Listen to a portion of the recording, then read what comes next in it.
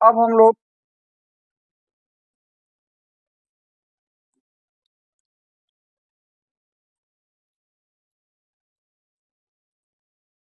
त्रिकोणमिति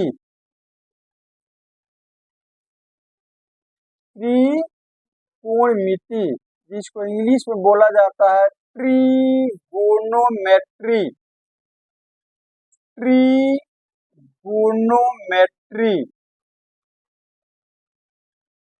तो पहले इसका हम लोग त्रिकोणमिति का शाब्दिक अर्थ हम लोग जान लेते हैं। शाब्दिक का मतलब होता है कि जो शब्द के रूप में जो जो लिखा हुआ है उसके अनुसार इस त्रिकोणमिति का मतलब क्या हुआ। तो चलो देखते हैं। तो देखो त्रिकोणमिति शब्द, त्रिकोणमिति जो है ना 3 शब्दों से मिलकर के बना। कितने शब्दों से? ये त्रिकोणमिति जो है आपका त्रि जोड़ कोण जोड़ मिति, ये 3 शब्द से मिलकर के बना है।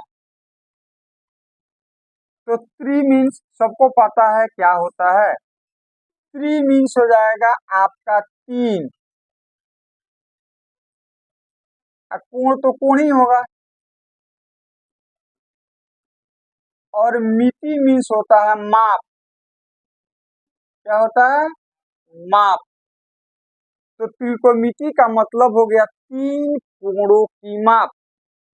तो पिरामिड बताए थे ना, तो पिरामिड का प्रत्येक सतह क्या है? त्रिभुज है। क्या चीज है? त्रिभुज है। तो चलो त्रिकोणमिति का शाब्दिक अर्थ क्या हो गया? ये हो गया अपना शाब्दिक अर्थ। कौन सा अर्थ हो जाएगा? ये त्रिकोणमिति का शाब्दिक। शाब्दिक का मतलब जो लिखा गया है उसके अनुसार इसका अर्थ हो जाएगा 3 कोणों की माप। अब थोड़ा सा इंग्लिश वर्जन देख लेते हैं। तो यहाँ पर आपका इंग्लिश में लिखा गया है ट्रिगोनोमेट्री। ये भी 3 वर्ड से मिलकर के बना है। ट्राई प्लस गोनिया मेट प्लस मेट्रॉन प्लस मेट्रॉन। ट्राई प्लस गोनिया प्लस मेट्रॉन। तो ट्राई, ट्राई मीन्स कितना होता है? 3। जो भी आप देख रहे हैं यहाँ पर ये हो जाएगा 3।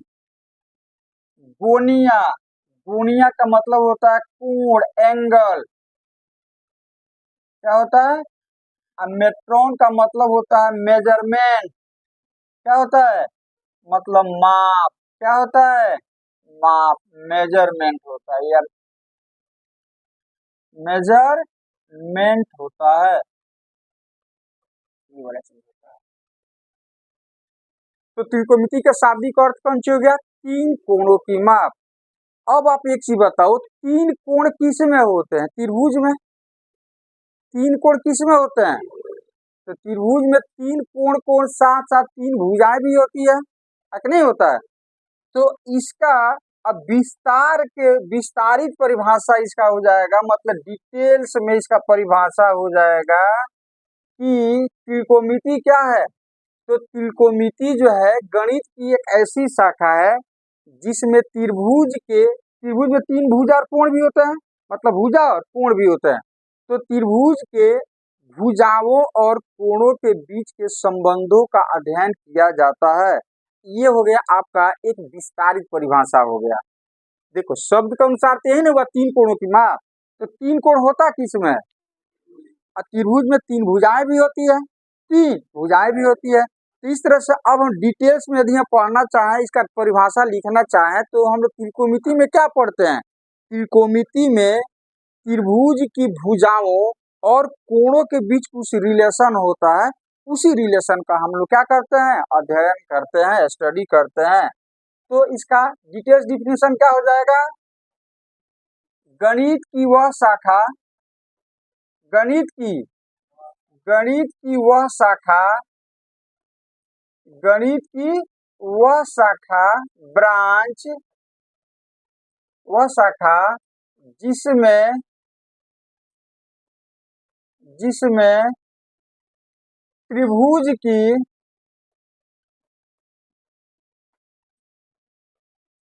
त्रिभुज की भुजाओं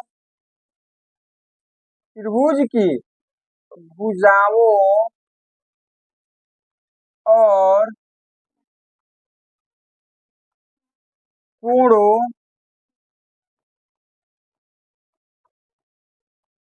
कोणों के बीच के संबंधों का अध्ययन किया जाता है। के बीच के संबंधों का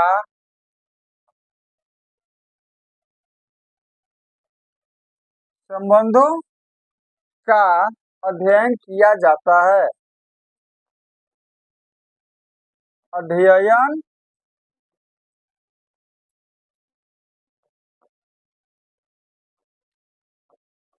किया जाता है।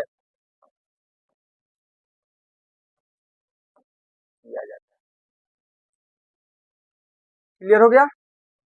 अब यहाँ पर एंट्री होता है हिपार्कस का। किसका एंट्री? जो अभी हम लोग चर्चा किए थे ऊपर। अब यहाँ पर हिपार्कस का एंट्री होता है। अब देखो क्या लॉजिक लेकर के आते हैं हिपार्कस। वो क्या कहते हैं कि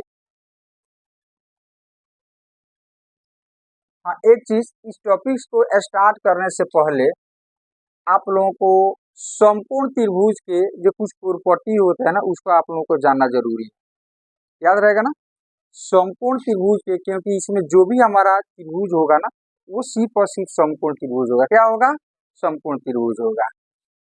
तो संपूर्ण त्रिभुज के जो कुछ प्रॉपर्टी होते हैं, जैसे पाइथागोरस प्रमेय, ये सब चीज आपको क्या होना चाहिए? आना चाहिए, आना चाहिए। तो चलो आगे हम लोग थोड़ा देर में यदि इसको पढ़े, इसको हम लोग देख लें। तो चलो ध्यान देखो, इसमें आपका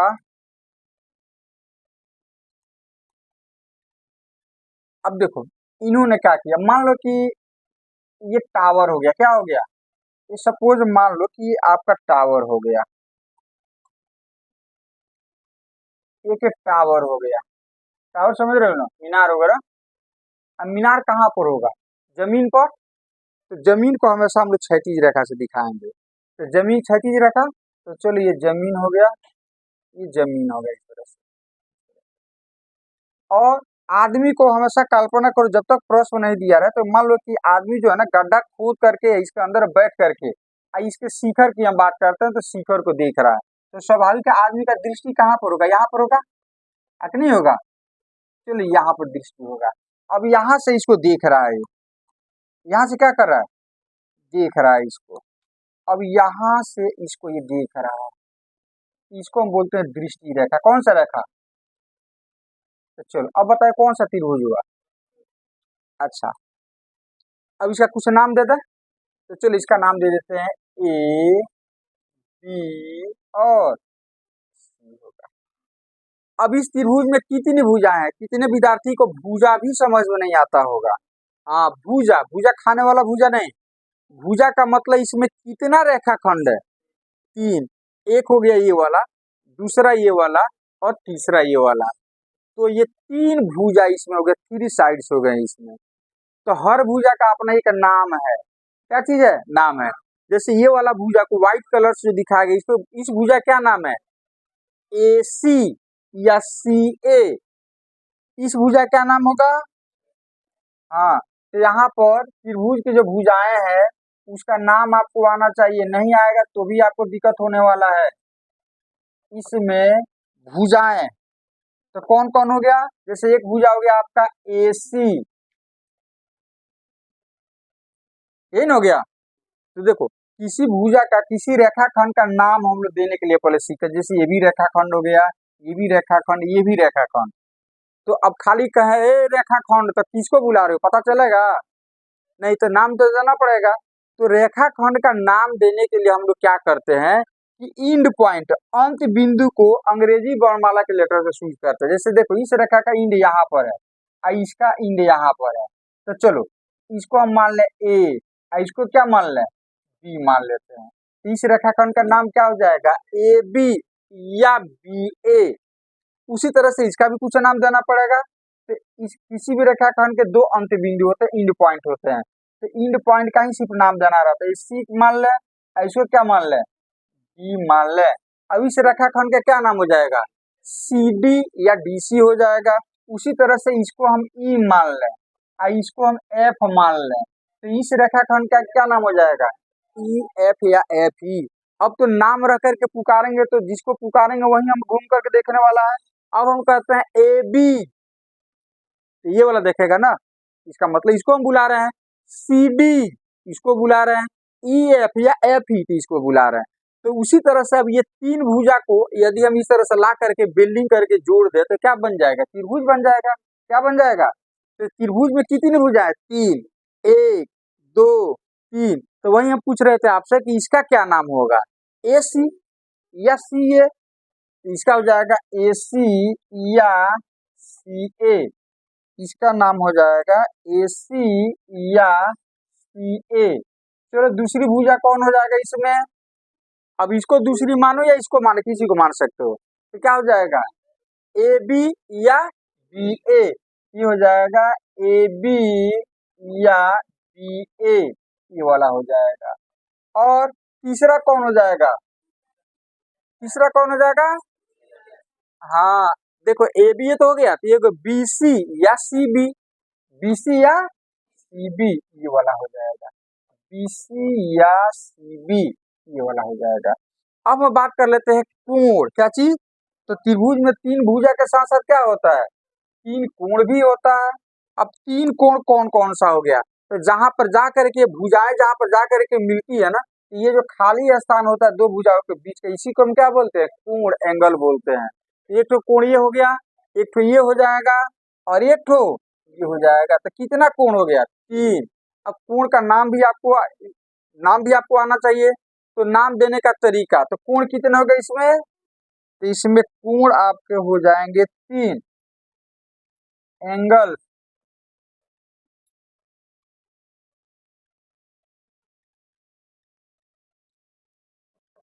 ये भी तीन हो जाएंगे। जैसे देखो यहाँ पर पहला ए पर कोण बन रहा है, ये दोनों भुजाएं जाकर ए पर मिल रही है ना, तो ए शीर्ष हो जाएगा और ये जो रिक्त स्थान है इसके बीच का जो गैपिंग है अंदर वाला, उसको हम क्या बोलते हैं, कोण। ये बाहर वाला भी कोण हो जाएगा, इसको आंतरिक का बाहर वाला क्या चीज, वाई हो जाएगा, एक्सटर्नल हो जाएगा। तो फिलहाल अंदर की हम बात करते हैं। तो एक, तो इसको हम लोग शुरू करेंगे इस तरह से, एल के जैसा बड़ा सा एक दे देना, ये हो जाएगा कोण, इसको बोलते हैं, ये हो जाएगा ए। अब ये परफेक्ट नाम नहीं हुआ, परफेक्ट नाम ये वाला नहीं हुआ, परफेक्ट नाम ये होगा कि कौन कौन सी भुजा यहाँ पर मिली है। तो देखो ये कौन कौन सा मिला है, ए सी और ए बी के मिलने से ना खाली स्थान बना है, तो परफेक्ट नाम इन दोनों भुजा को शामिल करना रहेगा इसमें। तो जब कौन कौन सी दो भुजाएं जा करके यहाँ पर मिली है, ए सी और ए बी, तो हम लोग इसका नाम देने के लिए क्या करते हैं, ए सी के इंड पॉइंट सी है और ए बी के इंड पॉइंट कौन सी है, बी है। तो या सी से चलो ए बी, या बी से चलो तो ए, मतलब आना ए पर ही है, अरे समझना, मतलब जहां पर कोण बनता है वो बीच में होना चाहिए। तो ए सी और ए बी के मिलने से बना है, तो ए सी का शुरुआत कहाँ से हो रहा है, सी से, तो इसका नाम हो जाएगा कोण। ए को लिखने का दूसरा तरीका ये हो जाएगा कोण सी A B, C A B, या इधर से भी तो जा सकता है कोई, तो बी ए सी, यहां से चलो यहाँ पहुंचे, यहाँ पर आ जाओ, तो पता चल जाएगा कि इसके इसके बीच का कोण है। तो क्या बोलेंगे इसको, बी ए सी, बी ए। तो देखो प्रत्येक स्थिति में ए बीच में आ रहा है, इसका मतलब कोण ए पर बनता है, किसके किसके मिलने से, सी ए और ए बी, सी ए और बी ए और ए सी, बी ए और ए सी, इस तरह से। तो इससे क्लियर पता चल जाता है कि इन दो भुजाओं के बीच का ये कोण है। उसी तरह से दूसरा कोण कौन हो जाएगा आपका, मान लो कि बी पर बन रहा है, किस पे बन रहा है, एक तो तरीका तो ये हो गया लिखने का। अच्छा अब किन दो भुजाओं के मिलने से बना है, ए बी और बी सी, तो नाम कैसे देंगे, ए से बी और सी आ जाएंगे, या सी से बी और ये पहुंच जाएंगे, तो इसका क्या नाम हो जाएगा, कोण ए बी सी या सी बी ए, ये वाला हो जाएगा। क्लियर हो गया। उसी तरह से सी पर भी कोण बन रहा है, तो कोण सी लिखेंगे, इसका क्या नाम हो जाएगा, सी पर। देखो AC और BC के मिलने से बन रहा है, तो ACB या BCA, ये हो जाएगा कोण ACB या BC। तो ये चीज हो गया भुजा, और ये क्या हो गया कोण। हालांकि ये सब 7 क्लास 8 क्लास का चीज है, लेकिन फिर भी हम बता दे रहे हैं कि आप लोगों से बहुत विद्यार्थी को पता ही नहीं होगा, तो आगे जाकर के आपको दिक्कत होगा। तो चलो, तो इस तरह से मान लो कि कोई ये मीनार हो गया, इसका ये शिखर हो गया, यहाँ से कोई व्यक्ति देख रहा है यहाँ से, तो ये दृष्टि रेखा कहलाएगा। क्या कहलाएगा। अब हिपार्कस दिमाग लगाते हैं कि यदि इस भुजा को हम छोटा कर दें तो एक कोण भी, गैप भी कम हो जाएगा, आके नहीं होगा। मान लो कि इस भुजा को हम छोटा कर देते हैं, सपोज मान लो कि ये आपका ये भुजा हो गया, इसको हम छोटा कर देते हैं, इसको क्या कर देते हैं, छोटा हम कर देते हैं।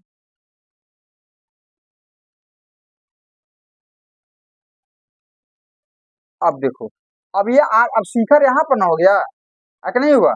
अब ये आदमी देखेगा यहाँ से देखेगा, अब तो शिखर इसका यहाँ पर आ गया। अब पहले कहाँ पर था, यहाँ पर तुम्हारा था। तो पहले जो इसके इसके बीच का कोणीय वाला, अब तो कोणीय वाला ना हो गया। अब बोलो कोण क्या हो रहा है, भुजा कम करने से कोण भी कम हो रहा है। तो इस तरह से हिपार्कस ने दिमाग लगाया कि वो कोण और भुजा के बीच रिलेशन है। क्या चीज है, वो रिलेशन है, और उसी रिलेशन का उन्होंने डिटेल्स में चर्चा किया, जिसको आज हम लोग पढ़ने वाले हैं, और जिसे हम त्रिकोणमितीय अनुपात के नाम से जानते हैं। किसका अनुपात के नाम से जानते हैं, त्रिकोणमितीय अनुपात। तो वही डिफिनीशन में लिखा गया है कि गणित वह शाखा जिसमें त्रिभुज के भुजाओं और कोणों के बीच के संबंध का अध्ययन किया जाता है। रिलेशन है तब तो अध्ययन किया जाता है, अर्थ में। तो अब हिपार्कस इस तरह से उन्होंने सोचना चालू किया। अब हिपार्कस ने क्या किया कि सबसे पहले उसने कहा कि जो आप डायग्राम बनाओगे तो वो आपका समकोण त्रिभुज होगा। कौन सा त्रिभुज होगा, तो वो आपका हो जाएगा समकोण त्रिभुज। कौन सा त्रिभुज होगा, समकोण त्रिभुज हो जाएगा। तो उन्होंने कहा कि समकोण त्रिभुज, आप जानते हैं कि किसी भी त्रिभुज में कितने कोण होते हैं, 3। कितने कोण होते हैं, जैसे यहाँ पर ABC दिया हुआ है, और आप 9th क्लास में पढ़ चुके हैं कि त्रिभुज के तीनों कोणों का योग कितना होता है। तो त्रिभुज के तीनों कोणों का योग, त्रिभुज ABC हमने नाम जो दिया है, ABC में त्रिभुज के तीनों कोणों का योग कितना, तो कोण A प्लस कोण B प्लस कोण C बराबर क्या चीज, 180 डिग्री, 180। क्लियर हो गया न, 180 से छोटा होगा और न 180 से ज्यादा होगा। त्रिभुज कैसे भी बनाओगे, तीनों कोणों को जोड़ोगे तो हमेशा 180 होगा। अब यहाँ पर त्रिभुज के प्रकार भी आप पढ़ चुके हैं कि जिस त्रिभुज का एक कोण 90 डिग्री कर दो तो उस त्रिभुज को हम बोलते हैं समकोण त्रिभुज। क्या चीज, तो अभी हम बताएं कि जो भी त्रिभुज हमारा बनेगा कौन सा त्रिभुज होगा, समकोण। तो यहाँ पर हम मान लेते हैं कि ये वाला कोण क्या चीज है, समकोण है, मतलब 90 डिग्री है। क्या चीज है, 90 डिग्री को हम लोग समकोण बोलते हैं। तो अब बताओ, यदि समकोण त्रिभुज की बात की जाए तो एक कोण कितना होगा, तो बाकी जो 2 कोण बच गया, ये दोनों का योग कितना होगा, 90।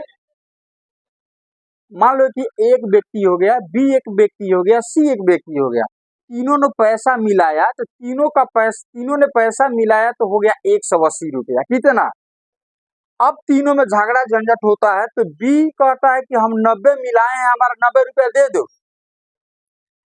तो तीनों का मिलाकर कितना हुआ था, तो 180 में से B कितना ले लेगा, तो बाकी कितना बचा, मतलब A और C का जोड़ कितना हो गया। तो यदि ये कोण, ध्यान से देखो, यदि कोण B 90 डिग्री हो जाए, कोण B कितना हो, 90 डिग्री हो जाए, तो ये दोनों को मिलाकर कितना होगा, 90 ही होगा। और ये 90 लेकर भाग गया तो जो बचा 180 में से लेकर भाग गया ना, अब बाकी जो बचा किसका शेयर होगा, ए और सी दोनों का मिला करके होगा, तो कितना बचा, तो 90 रुपया में किसका किसका है, तो लिख दे ए का और सी का, दोनों को जोड़ो मिला करके कितना बचा, 90 डिग्री, इतना मतलब इतना प्लस इतना 90 डिग्री, तो दोनों का इसमें है। अब कोई कहता है, अब ए कहता है कि मेरा 90 दे दो, तो क्या सी देने देगा, आखिर देने देगा, कहेगा कि अरे तो ये कह रहा है कि 90, जब 90 उसका दे देंगे तो मेरा कहाँ बचा, इसमें कुछ बचेगा, तो छोड़ने वाला है वो, नहीं छोड़ेगा वो। मतलब हो गया कि ए का या सी का किसी का भी ए का 90 नहीं हो सकता है, आखिर हो सकता है, अरे सी का यदि 90 हो गया तो ए का किधर जाएगा, ए का ए और सी दोनों का मिला करके 90 रुपया है, 90 डिग्री है, तो इस अकेले सी का भी 90 नहीं हो सकता है और अकेले ए का भी 90 नहीं हो सकता है। मतलब हो गया कि ये जो ए और सी कोण बचा ना, तो ये भी 90 से छोटा होगा, ये भी 90 से छोटा होगा, तब ना दोनों को मिला करके तुम्हारा 90 होगा।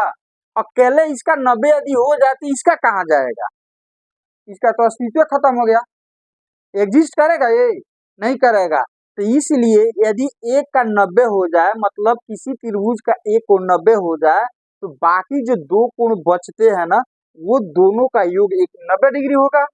अच्छा, तो 90 डिग्री होने का मतलब हो गया कि ये ए और सी, इसमें से किसी ए का 90 नहीं हो सकता, 90 से क्या होगा, छोटा होगा, 90 से क्या होगा, तो ये भी 90 से छोटा होगा, ये भी क्या होगा, तो जो कोण 90 डिग्री से छोटा होता है और 0 से बड़ा होता है, उसको हम लोग बोलते हैं न्यून कोण, एक्यूट एंगल कहते हैं। क्या कहते हैं, एक्यूट एंगल कहते हैं। तो इस तरह से हम देख रहे हैं कि यहाँ पर ये वाला कोण जो है, ये भी 90 से छोटा होगा, इसका मतलब हो जाएगा कि ये आपका हो जाएगा न्यून कोण। कौन सा कोण, न्यून कोण, न्यून कोण का नाम सुने हो ना, न्यून कोण, ये भी क्या होगा, ये भी हो जाएगा न्यून कोण, न्यून कोण हो जाएगा, एक्यूट एंगल हो जाएगा। कौन सा एंगल हो जाएगा, एक्यूट एंगल हो जाएगा। तो अब आपसे कोई पूछे कि एक समकोण त्रिभुज में कितने न्यून कोण होते हैं, और न्यून कोण का मतलब क्या होता है, 0 डिग्री से बड़ा और 90 डिग्री से छोटा। न्यून कोण का मतलब क्या हुआ, तो याद रखना, न्यून कोण का मतलब होता है, न्यून कोण का मतलब होता है 0 डिग्री से, 0 डिग्री से बड़ा परंतु 90 डिग्री से, 90 डिग्री से छोटा। आ रहा समझ में। और न्यून कोण को जनरली ग्रीक वर्ड में हम लोग सूचित करते हैं, यदि थीटा, अल्फा, बीटा, इन चीजों से जो आप पढ़ चुके हैं, तो न्यून कोण को जनरली हम लोग सूचित करते हैं किससे, थीटा, क्या बोलते हैं इसको, थीटा, याद रहेगा ना। अच्छा, थीटा, उसके बाद से अल्फा, आपको बहुपद में पढ़ा चुके हैं, अल्फा, बीटा, ठीक है, हाँ, पाई, उसके अलावा हाँ लेमडा,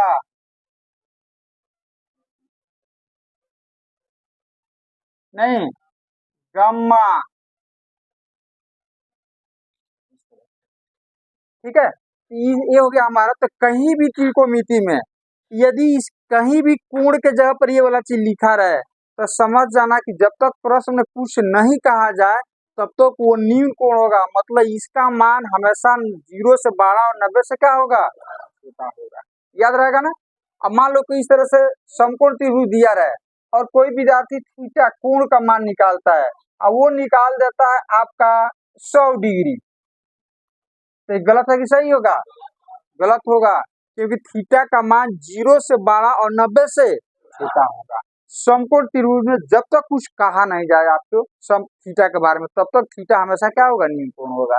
इतना क्लियर हो गया, इतना क्लियर हो गया कि समकोण त्रिभुज में एक कोण जो होता है वो क्या होता है 90 डिग्री, अब बाकी दो ठो कोण जो होता है वो न्यून कोण होता है। क्या होता है, न्यून कोण। न्यून कोण को जनरली हम लोग किससे शुरू करते हैं, theta, alpha, beta, phi, gamma, lambda, इन चीजों से शुरू करते हैं। क्लियर हो गया। अच्छा, समकोण त्रिभुज में ये हिपार्कस से पहले एक मैथमेटिशियन का नाम था पाइथागोरस।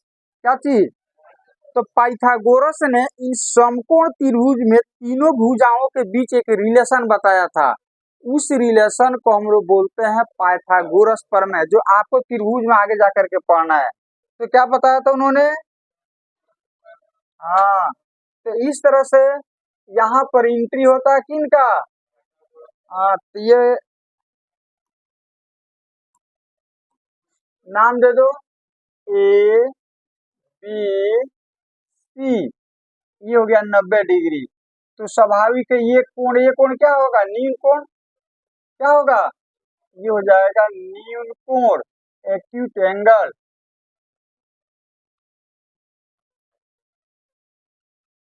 ये भी क्या होगा, न्यून कोण।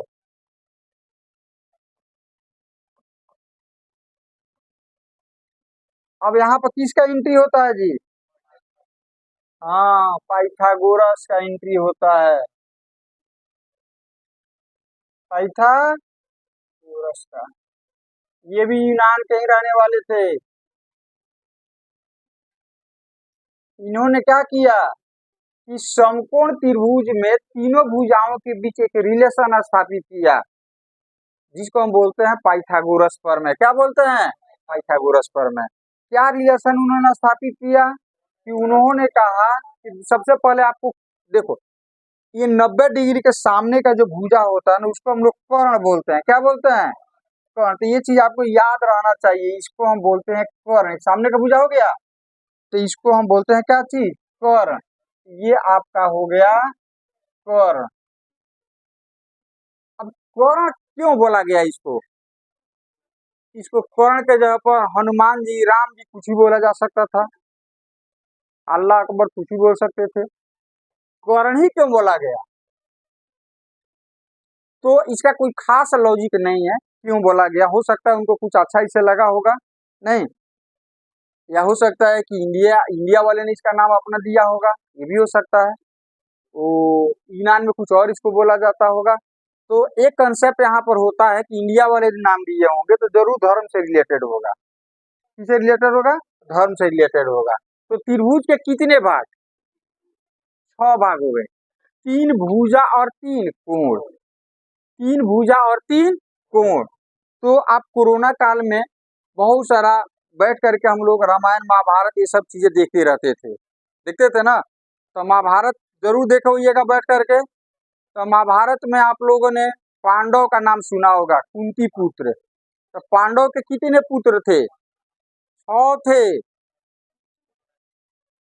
कौन थे, कितने, 6 पुत्र थे उनके। और त्रिभुज के कितने भाग, 6। और पांडव के कितने पुत्र, सबसे बड़ा कौन था, कर्ण। सबसे बड़ा कौन था, तो इसमें सबसे बड़ा कौन, कर्ण। इसीलिए सबसे बड़का का नाम क्या दे दिया गया होगा, कर्ण। एक इमेजिन, अब ये तथ्य है कि नहीं, अब इसको इसके बारे में हमको पता नहीं, एक इमेजिन कल्पना करके हमने आपको बताया। तो इसीलिए इसको शायद नाम दे दिया गया, क्या चीज, कर्ण। क्या चीज, कर्ण। अच्छा, अब ये कर्ण हो गया। तो एक उन्होंने नाम दिया लंब, दूसरे को आधार, बेस। तो सवाल है कि आधार किसको बोलते हैं, अब छत पर आधार बोलेंगे कि सतह को, ये ना आधार होगा। तो ये जब आधार होगा तो क्या हो जाएगा, लंब। तो इसको बोला, इसको आप बोलोगे क्या, जब तक आगे चल करके हम लोग बदल भी सकता है लंब और आधार, आगे जा करके आपका लंब आधार बदलेगा, लेकिन फिलहाल इसको हम बोलेंगे क्या चीज, आधार, बेस। क्या चीज, आधार। इसको हम लोग क्या बोलेंगे, आधार। ये क्या हो जाएगा, लंब हो जाएगा, लंब। अब इसका कुछ इंग्लिश वर्ड आपको जनरली, अब हम लंब, आधार और कर्ण नहीं लिखने वाले हैं, लंब, आधार, कर्ण नहीं लिखने वाले हैं। लंब, लंब को इंग्लिश में बोला जाता है परपेंडिकुलर।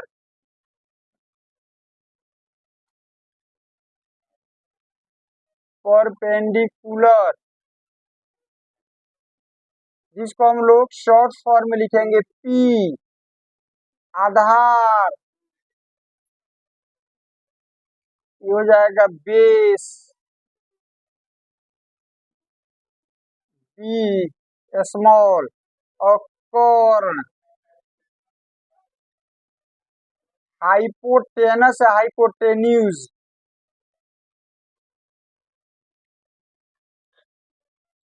इसे शुरू करते हैं एच से।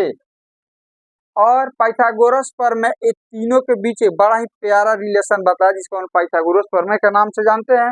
और वो पाइथागोरस प्रमेय है आपका, वो पाइथागोरस प्रमेय है आपका, वो पाइथागोरस प्रमेय है आपका कि कर्ण बराबर, क्या चीज, मतलब कर्ण स्क्वायर बराबर हो जाएगा लंब स्क्वायर प्लस आधार स्क्वायर। यदि समकोण त्रिभुज होना है तो इतना होना पड़ेगा, इतना होना पड़ेगा। अब इसको हम लोग शॉर्ट फॉर्म में सूचित करेंगे। तो अब हम क्या करने वाले हैं, इसको कर्ण को हम लोग सूचित करेंगे एच से। तो ये अब ये पहला फॉर्मूला हमारा होने जा रहा है। एच स्क्वायर जाएगा तो रूट हो जाएगा, तो एच बराबर हो जाएगा under root P square plus B square. दूसरा हमारा हो जाएगा, अब पी हम निकालना चाहते हैं मतलब लंब, तो प्लस बी स्क्वायर जाकर क्या हो जाएगा, तो चलो, तो पी बराबर हो जाएगा H square minus B square, इतना होगा। और तीसरा हो जाएगा बी बराबर हो जाएगा under root H square minus P square, ये वाला होगा। अब इसको याद कैसे करोगे, तो देखो एच जब भी निकालोगे तो प्लस हो जाएगा, तो तीन ही ना भूजा है जी, P B H, P B H, P B H. तो एच कर्ण हो गया, तो सबसे बड़ा कर्ण होगा, तो सबसे बड़ा निकालने के लिए सबसे दोनों छोटा को जोड़ देना, नहीं तो एच बराबर हो जाएगा under root P square plus, और पी और बी किसी को भी निकालना है तो एच में से उस दूसरे को घटा देना। जैसे मान लो हमको पी निकालना है तो under root H square minus B square, यदि बी निकालना है तो under root H square minus P square. इस ट्रिक से आप याद कर सकते हो। ये तीनों को ही हम पाइथागोरस प्रमेय के नाम से जानते हैं। ये लिखोगे तो भी पाइथागोरस प्रमेय, ये भी लिखोगे पाइथागोरस प्रमेय, ये भी लिखोगे पाइथागोरस प्रमेय, पाइथागोरस थ्योरम इसको बोलेंगे, याद रहेगा ना। ये हो गया हमारा, तो ये बेसिक चीज हो गया जो अब आपको याद होना चाहिए। क्या होना चाहिए, याद होना चाहिए। अब हिपार्कस साहब क्या करते हैं यहाँ पर कि उन्होंने कहा, उनको तो पता चल चुका था कि कोण और भुजा के बीच एक रिलेशन होता है, तो उन्होंने कहा कि कोण के जगह पर कोई एक न्यून कोण, दो न्यून कोण होता है ना, तो किसी एक न्यून कोण को आप मुखिया मान लो, मतलब मेन। अरे 6 से 10 हो गए तो किसी एक को मेन मानोगे ना, आके नहीं मानोगे, किसी एक को तो आपको मेन मानना ही पड़ेगा, किसी एक को आपको मेन मानना ही पड़ेगा।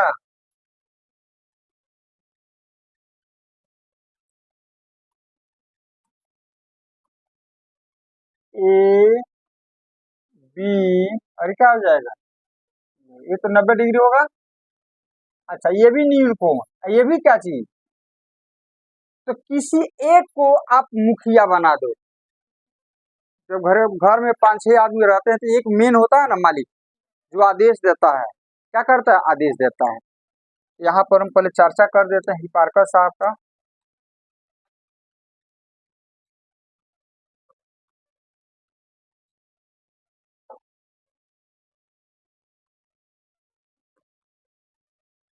उन्होंने कहा कि किसी एक को पहले मुखिया बना दो,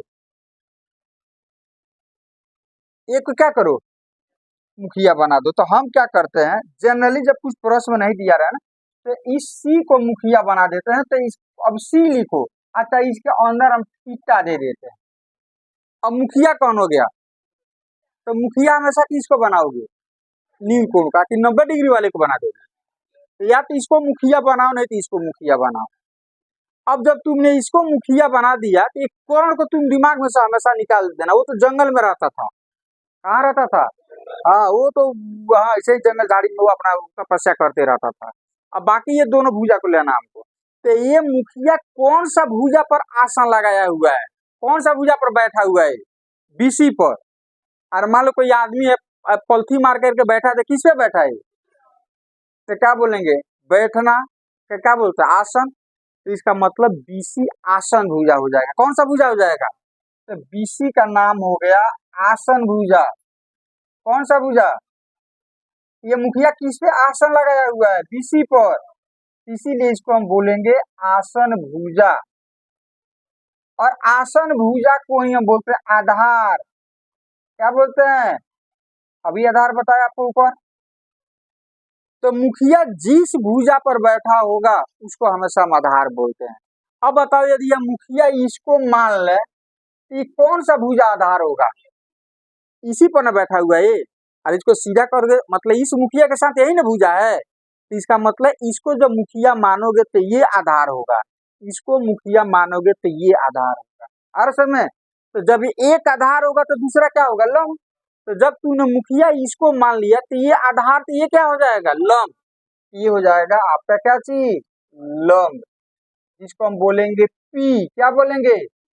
इसको क्या बोलोगे? इसको बोलोगे बी। ये तो कर्ण है, चाहे मुखिया इसको बनाओ इसको भी, इसके ऊपर कोई फर्क पड़ने वाला नहीं है। तो मुखिया तुमने किसको बना दिया? इसको हटा दें। ये सी को तुमने मुखिया बना दिया, मतलब थीटा को तुमने मुखिया बना दिया। अब क्लियर हो गया? तो जिस कोण को तुम मुखिया बनाओगे और वो मुखिया जिस भुजा पर बैठा रहेगा उसको हम बोलेंगे आसन भुजा। और इसके सामने वाला भुजा जो बच जाएगा उसको हम क्या बोलेंगे? लंब। तो इसको मुखिया बना देता कौन हो जाएगा? आधार। A B. तो लंब कौन हो जाएगा? B C. तो अब लंब और आधार आपका बदलना चालू हो गया। तो लंब आधार किसके ऊपर निर्भर करता है? कि कौन सा नील कोण को आपने मुखिया बनाया, मेन बनाया, उसके ऊपर डिपेंड करता है। और वो कोण जिस पे आसन लगाया रहेगा उसके हिसाब से अ से आसन, अ से तो आधार हो जाएगा। तो बाकी दूसरा बन जाएगा, वो क्या हो जाएगा? लंब हो जाएगा। इसको मुखिया बना देते ये आधार, ये क्या हो जाएगा? लंब। अभी इसको मुखिया बनाते ये आधार, ये क्या हो जाएगा? लंब। इसमें दिक्कत होगा तो आपको त्रिकोणमिति समझ में आने वाला नहीं है। अब हिपार्कस कहते हैं कि इस मुखिया के अनुसार आप इन दो दो भुजाओं का अनुपात बना दो। इस मुखिया के अकॉर्डिंग, या इससे पूछो कि चलो मुखिया जी अब ये 3 भुजा है ना, अब इसमें से दो दो भुजा का आप अनुपात हमको बना करके बताओ जो कितने अनुपात आप बना पाते हैं। तो ये मुखिया आप भी हो सकते हैं। तो चलो इसका अनुपात हम बनाते हैं। क्या बनाते हैं? अनुपात। तो अनुपात में हम क्या बनाते हैं कि पहले हम ले लेते हैं ए बी और ए सी का अनुपात ले लेते हैं। इसका अनुपात ये हो जाएगा ए बी, अनुपात का मतलब भागा बटा ए सी। अच्छा, और बोलो क्या हो सकता है? बी सी और ए सी का अनुपात हो सकता है, तो हो जाएगा बी सी बटा ए सी। अच्छा, और ए बी और बी सी का अनुपात हो सकता है ए बी बटा बी सी। अच्छा, अब इसका उल्टा कर दो। अब ए सी बटा ए बी कर दें, ये हो जाएगा, यहाँ पर भी देते हैं ए सी बटा ए बी। अब इसका उल्टा कर दो, ए सी बटा बी सी। अच्छा, इसका उल्टा कर दो, बी सी बटा। तो चलो 6 अनुपात हमने बना दिया।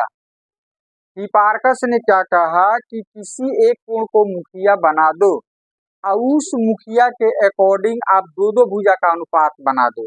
तो दो दो भुजा का अनुपात समझ रहे हो? जैसे हम लिखे हैं, कोई भी दो भुजा लो, इतना बटा इतना लिख दो, चाहे उतना बटा उतना लिखो। इस तरह से कितने अनुपात आ गए? तो 6 के अलावा यदि कुछ होता हो तो बताओ जो छूट गया हो। 6 ही ना होगा? तो इस 6 अनुपात को कहा जाता है त्रिकोणमितीय अनुपात। क्या कहा जाता है? तो दो दो भुजाओं के जो अनुपात है उसी अनुपात को हम क्या बोलते हैं? त्रिकोणमितीय अनुपात। क्या बोलते हैं? त्रिकोणमितीय अनुपात। आ रहा समझ में क्या कर रहे हैं? समझ में आ रहा है? तो त्रिकोणमितीय अनुपात कहते हैं उसको। चलो डिफिनीशन बाद में लिखेंगे। अब ए बी बाटा ए सी, अब इसको पी बी एच में आप लिखो। ए बी को क्या लिखोगे? ये हो जाएगा आपका पी बटा एच। इसको क्या बोलोगे? B by H. इसको क्या बोलोगे? P by. अच्छा इसका उल्टा ये हो गया, ये हो जाएगा H by P, H by B, ये हो जाएगा बी बाई। तो ये हो गया हमारा 6 त्रिकोणमितीय अनुपात। अब ये देखने से कुछ अच्छा नहीं लग रहा है, याद करने में थोड़ा सा ये लग रहा है कि चलो अब A B by A C, P by H, B by H, P by, तो इसका एक शॉर्ट नाम ढूंढा गया। क्या ढूंढा गया? उसका कोई मीनिंग नहीं है, एक शॉर्ट नाम, एक सुंदर लगने के लिए, अच्छा लगने के लिए। कैसे? आप लोग का नाम रहता है क्या बोलते हैं, भामिनी भूषण भट्टाचार्य, इतना बड़ा नाम को तो क्या बोलते हैं? चलो इसका नाम राज बोल देते हैं। आजकल तो जनरली फैशन चला हुआ है राज, है कि नहीं? नाम रहेगा, काम रहेगा कुछ और, लेकिन नाम रहेगा राज। क्या रहेगा? तो क्या हो गया? एक शॉर्ट नेम हो गया सुंदर लगने के लिए। क्या हो गया?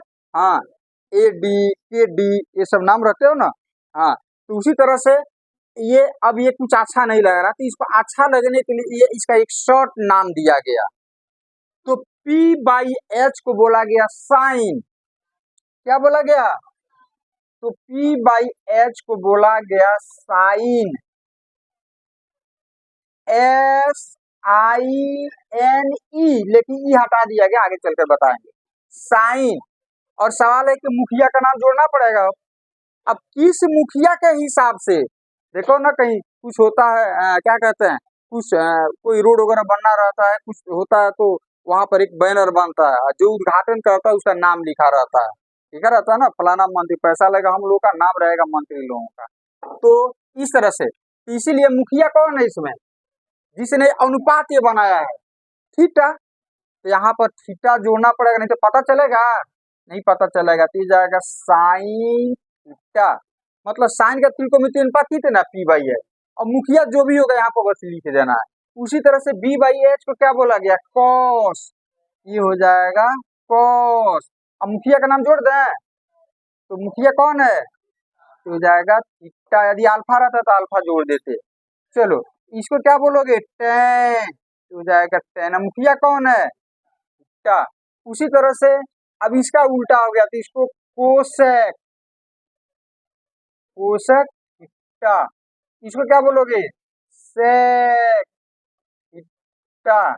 इसको क्या बोलोगे? Cot theta. ये हो गया हमारा त्रिकोणमितीय अनुपात। अब आपसे कोई पूछेगा कि साइन का त्रिकोणमितीय अनुपात कितना होता है, मतलब पी बाई एच को हम साइन से शुरू करते हैं। अब मुखिया तो लगाना जरूरी है यहाँ पर, तो मुखिया किसको बना? इसको ना, ये वाला हो जाएगा। तो साइन का क्या होगा? P by H. कॉस का क्या होगा? और टेन का, कोसेक का, इसी का उल्टा। ये तीनों याद हो जाएगा ना, तो ये तीनों आपको अपने आप याद हो जाएगा। तो साइन का जल्दी से याद करो, कॉस का, टेन का, साइन का, कॉस का, हाँ याद रख लेना। P by H, B by H और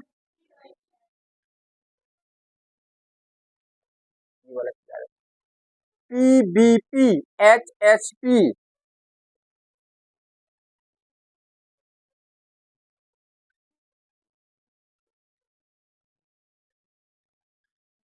याद हो गया?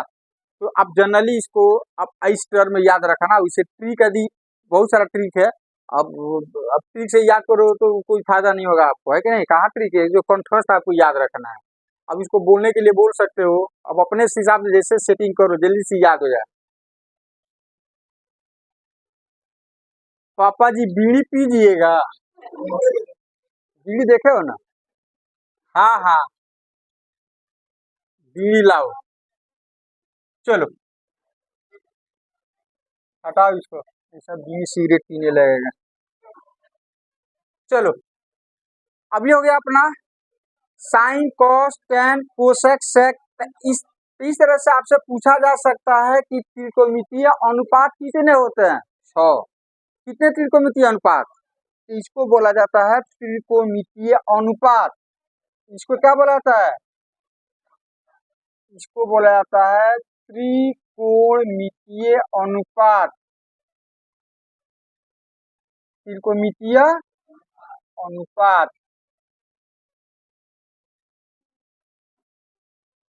इंग्लिश में बोला जाता है ट्रिगोनोमेट्रिक रेशियोज। Trigonometric ratios.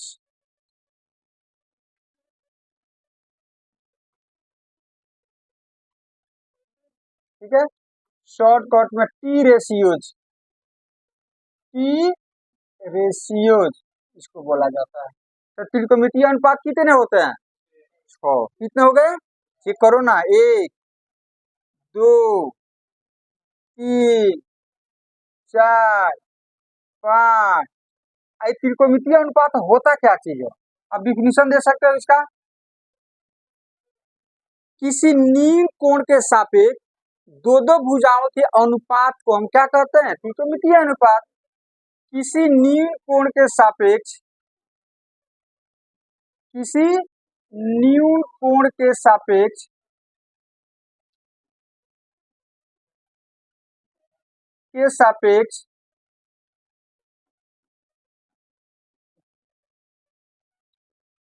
समकोण त्रिभुज, न्यून कोण लिख ही दिए, चल लिख दो। समकोण त्रिभुज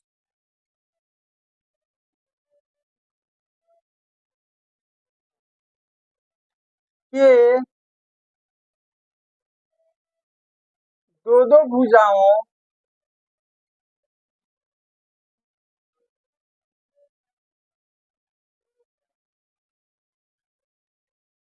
तो दो भुजा लिखना चाहिए।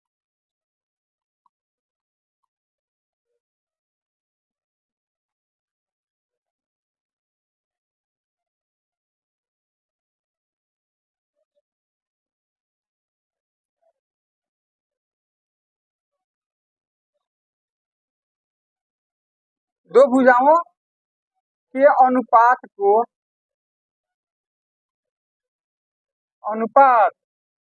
को त्रिकोणमितीय अनुपात कहते हैं, टी रेशियोज कहते हैं।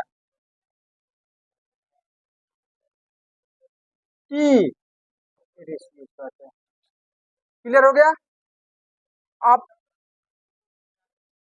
त्रिकोणमितीय अनुपात किसको कहते हैं? दो दो भुजाओं के अनुपात को हम क्या बोलते हैं? त्रिकोणमितीय अनुपात कहते हैं। और ये किसी मुखिया के रेस्पेक्ट में, किसी नील कोण के रेस्पेक्ट में अनुपात होना चाहिए। अब यहाँ पर आपको एक चीज याद रखना कि आप साइन थीटा को आप साइन गुना थीटा नहीं लिख सकते हो। इतना नहीं होगा, ये गलत हो जाएगा। इतना आप नहीं लिख सकते हो, याद रहेगा ना। साइन थीटा को साइन गुना, साइन थीटा एक संकेत है। क्या चीज है? हाँ, ये एक संकेत है। ये संकेत है। ये क्या चीज है? एक संकेत है। ऐसा मत समझ लेना कि साइन थीटा को साइन गुना थीटा हम लिख देंगे। मान लो आपका शरीर है, अब सोचो कि मुंडी अलग रख दे, फिर बाद में मुंडी को जोड़ दे, तो पॉसिबल है? तो आपका पूरा बॉडी ये साइन थीटा हो गया। अब थीटा इसमें से अलग होगा? नहीं होगा। यदि याद रखना, साइन थीटा को साइन गुना थीटा यदि लिखते हो तो ये गलती करते हो, गलती करोगे। क्लियर हो गया? उसके अलावा आपका यदि इस तरह से रहे साइन स्क्वायर थीटा, तो इसको आप साइन थीटा का होल स्क्वायर लिख सकते हो। ये चलेगा। ऐसे मत लिख देना कि साइन स्क्वायर थीटा रहे तो इसको आप साइन थीटा स्क्वायर, ऐसे मत लिख देना। ये नहीं चलेगा, ये नहीं चलेगा। तो ये नहीं चलेगा, ये नहीं चलेगा, ये वाला चीज आपका क्या होगा, चलेगा। याद रहेगा इतना। ये हो गया अपना क्या चीज, त्रिकोणमितीय अनुपात।